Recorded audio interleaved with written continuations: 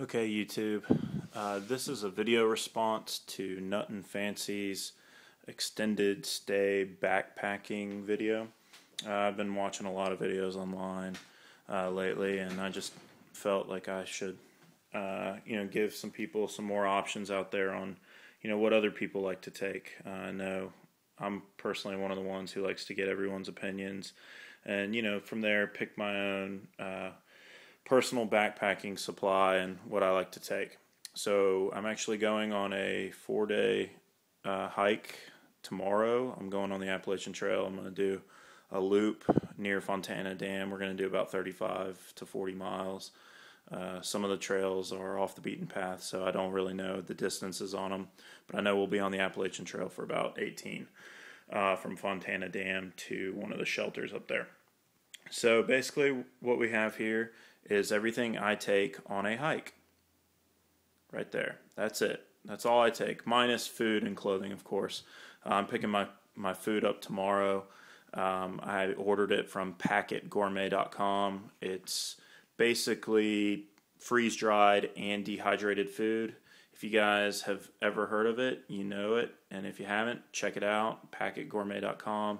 It's the best trail food I've ever had in my entire life. And it's super easy, one-pot meals. You just boil water and add it. And some of the ones, you don't even have to boil water. You just add cold water. Like chicken salad is one of the meals, and it's freaking awesome. Okay, so basically what we'll do is I'll just go over what I have and, how I got to this point on camping. And I'm big into, I guess you could call this an ultralight setup. I wouldn't call this an uber light setup. I've got friends who even go lighter than this, but I like to have some creature comforts that other people do not have or take. And okay, so here we go. So basically over here, we'll start over here with the heavier items. Let me get my chair. Okay, right here we have the Big Agnes Seed House SL2. As you can see right there, it says Seed House SL2. All right, this tent is not the lightest two-person freestanding tent on the market, but it's one of them. It's a sub 3-pound tent. I think it weighs 2 pounds 14 ounces with the poles and the stakes. Now you can actually get that lighter if you go to a company online called Fibraplex. They make carbon fiber poles. And you can have them made for any tent you have. You just take some measurements on some poles, and they'll make them, or you can send them your poles, and they'll make them. That's fibraplex.com. Great company. I have a set of their tent poles, but I haven't gotten them for this set yet, just because they're kind of expensive. But basically, this is an ultralight two-person tent. It's sil nylon and mesh body. Comes with the fly, comes with everything you need.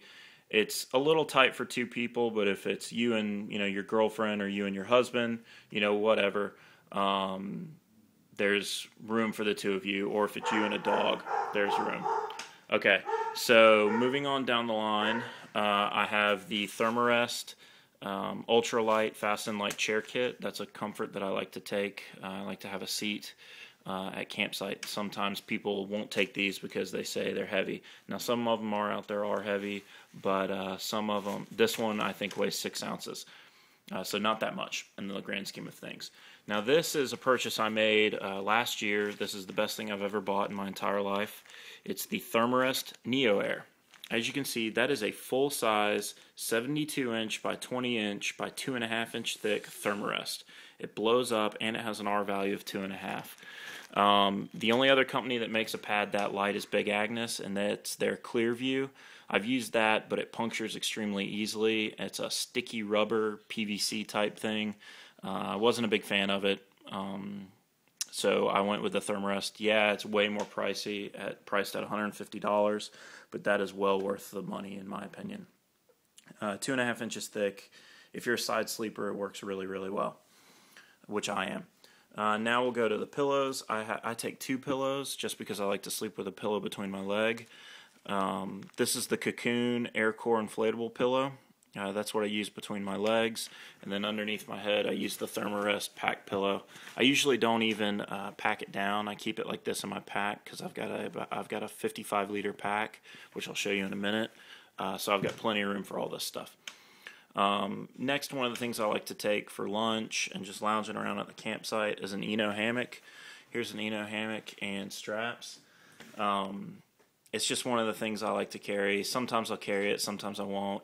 It just depends on the trip and yada yada yada. I like it though. It's just something that I like to carry. But I've gone so light that I can add that. It is heavy, but like I said, I've gone so light that I can actually add some extra creature comforts that people might not always add. Some paracord for a bear bag, 50 foot. This book right here, Appalachian Pages, is the best thru hiker's handbook for the Appalachian Trail. Look it up online. I single-handedly have never seen a better book. It's more comprehensive than this book. And you can rip out the pages. They're perforated. You can't really see it here. But you can rip them out as you go along if you're thru hiking. Next is my water filtration. I use the MSR Hyperflow. Love this filter. It's really easy to use, really easy to take apart. Comes apart in like 6 pieces when it's completely disassembled. Super easy maintenance. You just back flush it every few liters. I think it's like every 8 liters you back flush it with a half liter of clean water and you're good to go. Next, I don't go overboard with the medical kit. I just take an Adventure Medical Kit, Ultralight 0.3. I've added some stuff in here like ibuprofen, some extra alcohol wipes, maybe some diarrhea medicine and stuff like that just in case. But nothing big, nothing real big. It's got some gauze, some pads, some moleskin, that kind of stuff. This is a field repair kit. It's if you can see that, you can't really focus in there. It's the McNet field repair kit. What I like about this kit is it's expandable, like that. It's like a screw top, so you can add more stuff in there if you want, which is a really nice feature of it, and it also makes it waterproof. I like this kit. It's just got some seam seals, some patches, a brush, just the basic essentials that you need. You don't really need anything more. Light my fire, flint. I think it's good for like 20,000 strikes. Take some antibacterial wipes that I wipe down my body at night with. Just to get the funk off of me. This is a C-Line semi-waterproof, water-resistant case that I usually put my phone in. I always carry a cell phone with me, but I keep it off. That's for emergency purposes. That's something I think everyone should take as a cell phone or a locator beacon or something like that. Moving down the line, Swiss Army watch, Snow Peak, titanium fork and spoon combo. They also have one that comes with a knife, but I don't need the knife because I carry a knife. So that's just something cheap and easy and light that I like to take. Here's the knife I take. I take a fixed blade with a sheath knife. I only take this one knife. I don't take a pocket knife and a backup knife. Don't worry about all this backup crap. The Boy Scouts like to say be prepared. This is a be prepared kit. I've actually gone to Boy Scouts troops and given them this spiel before, as I used to work in the outdoor industry. So this, I've got some. I would call myself an expert on this. Next is the Sea to Summit iPood pocket trowel. It just folds up into this pack. That's what I take. It's aluminum, so it's sturdy. That's the only trowel I take, and it's light. These are my REI rain pants. Platypus bottle for drinking water at camp. It's easier than lugging around your big bladder, and it's super light. This is a Sea to Summit pack cover. Still nylon pack cover. MSR Titanium Titan kettle. I pretty much only boil water or make soup or something like that in it.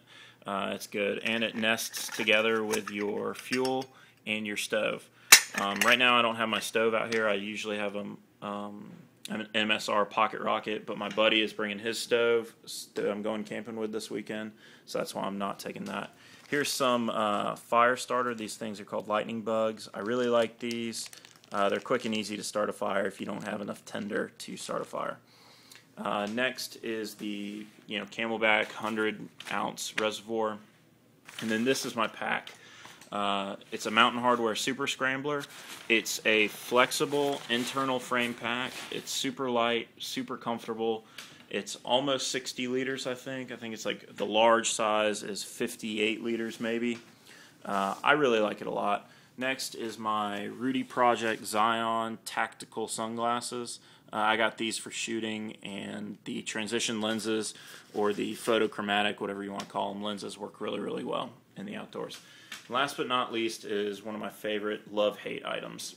It is the Mountain Hardwear Phantom 45 sleeping bag. I take a 45 sleeping bag. There's no sense in taking a 0-degree sleeping bag when you're going to, be out in the woods. I mean, unless it's going to get 0 degrees, don't take a 0-degree bag. Even in the wintertime, yeah, I live in the southeast, but I go usually as far north as Virginia, and I'll take this Phantom 45, and then let me get it real quick.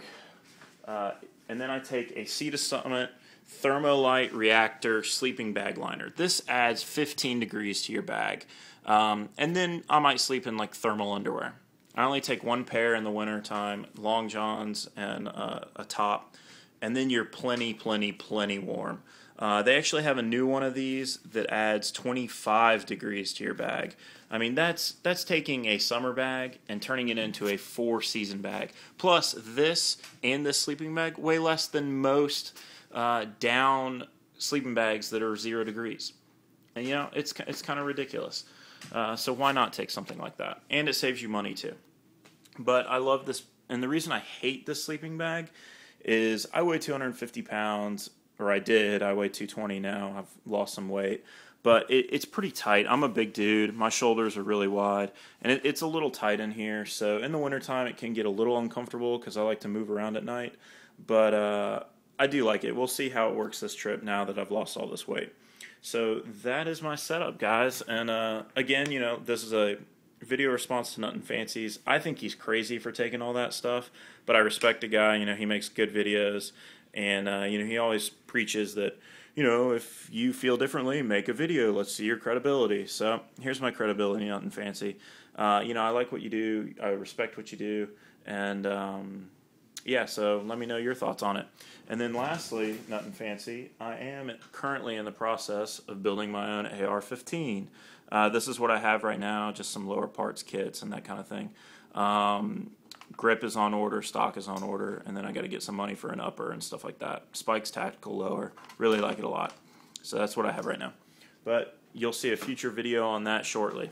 So that's it, guys. I hope you enjoy it. Leave your comments. Let's keep the comments pertinent to this conversation and not bullshit about, oh, this guy's an idiot or this person who posted this is an idiot. You clearly don't know what you're talking about kind of thing, because I'll just delete it.